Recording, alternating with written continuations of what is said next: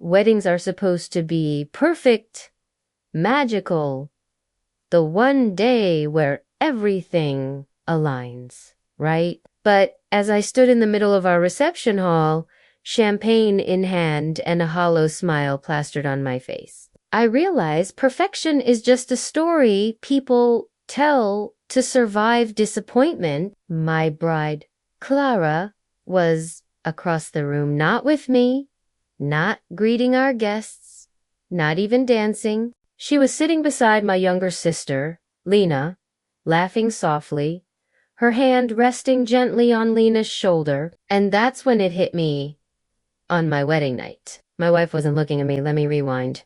Clara and I had been together for 4 years. We were a classic case of opposites attract. She was the calm to my storm, the gentle touch to my loud laugh. We met at a women's book club, of all places. I spilled coffee on her prized first edition of Jane Eyre, and instead of getting angry, she forgave me with a smile that completely ruined my focus for the rest of the evening. We built a beautiful life together, one filled with shared books, lazy Sunday pancakes, and whispered dreams of forever. So when she got down on one knee under a blanket of fairy lights last year, saying yes was the easiest thing I'd ever done.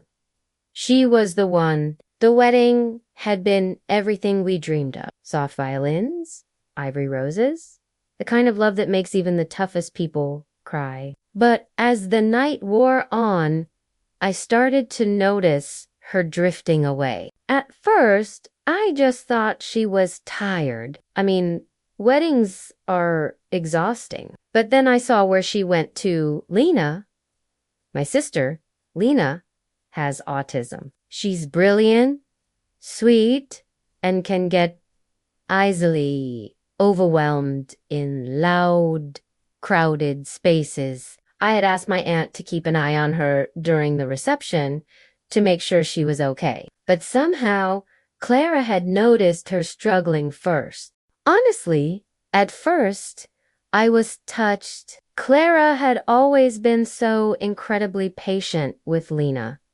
She'd teach her new recipes, listen for hours as Lena rambled on about astronomy, and always treated her like an equal. But as I stood there, watching the two of them laugh together in their own little world, something twisted in my chest. It was my wedding night. And my wife was giving all her attention to someone else. I know. I felt so childish for being jealous, but love can make you selfish sometimes, can't it? So I walked over, trying my best to mask the sting in my voice. "Hey," I said, forcing a smile. "You two having fun over here?" Lena just beamed at me, her face full of pure joy. Clara showed me how to breathe slower when I start to panic. She said I'm safe. Clara looked up at me then, her eyes so soft. She was having a sensory overload, she explained. I didn't want her to leave without saying goodbye. I let out a slow breath. "You could have told me. I've been looking all over for you." Her face fell a little. "I'm so sorry. I didn't mean to disappear. I saw someone who needed me." Those words hit a lot harder than she probably meant them to. The rest of the night just went by in fragments. There was dancing, there were smiles, endless photographs.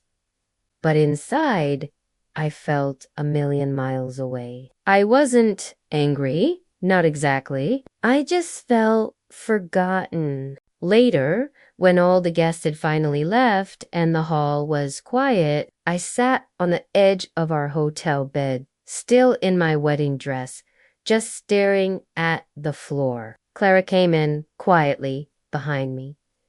"You're quiet," she said softly. I turned to her. It felt like you weren't there tonight, like you left me behind at our own wedding. She knelt down in front of me, taking my hands in hers. Her eyes were already full of tears.